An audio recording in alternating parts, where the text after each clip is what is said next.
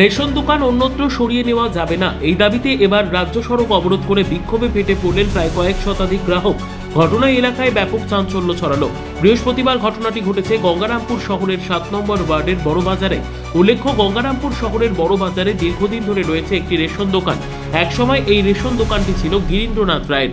তিনি রেশন দোকান ছেড়ে দিলে অতিরিক্ত দায়িত্ব দেওয়া হয় কমলেশ ফৌজদারকে। প্রায় 2007 সাল থেকে কমলেশ বাবু গ্রাহকদের পরিষেবা দিয়ে আসছেন।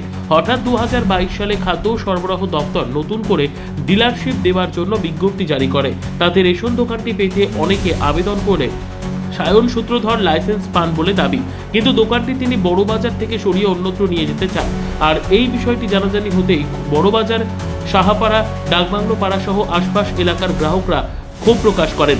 রেশন দোকানের স্থান পরিবর্তন করা যাবে না, এই দাবিতে বুধবারই রেশন দোকানের সামনে বিক্ষোভে ফেটে পড়েছিলেন শতাধিক গ্রাহক। এবার রাজ্য সড়ক অবরোধ করে বিক্ষোভে ফেটে পড়লেন। বৃহস্পতিবার বেলা 11:45 নাগাদ প্রায় কয়েক শতাধিক রেশন গ্রাহক গঙ্গারামপুর তপন রুটে রাজ্য সড়ক অবরোধ করে বিক্ষোভে ফেটে পড়েন। তাদের দাবি, বড়বাজারের রেশন দোকানটি প্রায় 70 বছরের পুরনো, তাই বড়বাজার থেকে রেশন দোকান অন্যত্র সরিয়ে নেওয়া যাবে না। তাদের দাবি, বর্তমান যেখানে রেশন দোকানটি রয়েছে সেখান থেকেই তাদেরকে রেশন বিলি করতে হবে। যদি রেশন দোকান অন্য জায়গায় চলে যায় তাহলে তারা বৃহত্তর আন্দোলনে নামবে। এদিন অবরোধের খবর পেয়ে ঘটনাস্থলে ছুটে যান গঙ্গারামপুর থানার পুলিশ। বিক্ষুব্ধ গ্রাহকদের সঙ্গে কথা বলে পরিস্থিতি নিয়ন্ত্রণে আনার চেষ্টা করে। অবরোধের জেরে আটকে পড়েন দূর দূরান্তের যাত্রীরা।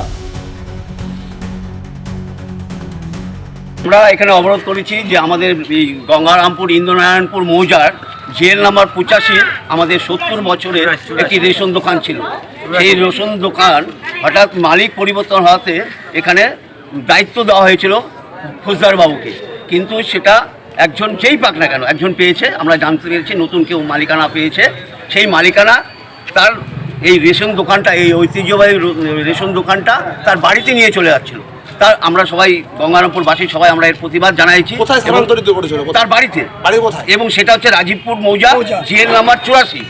এটা কাগজ কলমও হতে পারে না। 85-তে ছিল, সেটা নিয়ে যাচ্ছিল 84-তে।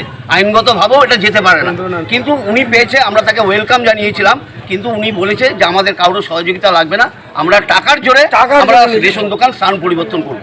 কিন্তু আমরা গঙ্গারামপুরের এই পৌরসভার জনগণ একমত, সবাই এক কাট্টা হয়েছি যে আমরা এই রেশন দোকান পরিবর্তন করতে দেব না। তার প্রতিবাদে এই আমাদের এই বিক্ষোভ মিছিল, পথ অবরোধ। কিন্তু ইতিমধ্যে আমাদের গঙ্গারামপুর থানার আইসি সাহেব আমাদেরকে ডেকেছিলেন। তিনি একটা আমাদেরকে খুব বড় আশ্বাস দিয়েছেন যে আমরা উভয় পক্ষকে নিয়ে বসবো, এবং উনি বলেছেন যাতে জনগণের স্বার্থে আমরা এই কাজটা যাতে এখানে বজায় থাকে তার জন্য উনি ব্যবস্থা করবেন, দায়িত্ব নিয়েছেন। যদি না হয় তাহলে এরপরে আমরা যাব, এই সিদ্ধান্ত আমরা অটল থাকবো। এটাই হচ্ছে, আমরা আইসি সাহেব যেহেতু আমাদেরকে বলেছেন, ওনার সম্মানার্থে আমরা এই আজকের পথ অবরোধ এখানকার মতো আজকের মতো সমাপ্তি ঘোষণা করছি। আমরা আইসি সাহেবের সাথে এখন বসবো। উনিও যে রেশন দোকান পেয়েছেন ওনাকেও ডাকা হবে, উনি যাতে আমাদের কথা মেনে নেন তার দায়িত্ব আইসি সাহেব নিয়েছেন, এবং আইসি সাহেব বলেছেন আমাদেরকে যে জনগণের স্বার্থে যেটা ভালো হবে সেটা তিনি করবেন। ব্যুরো রিপোর্ট, উত্তর বাংলা সংবাদ।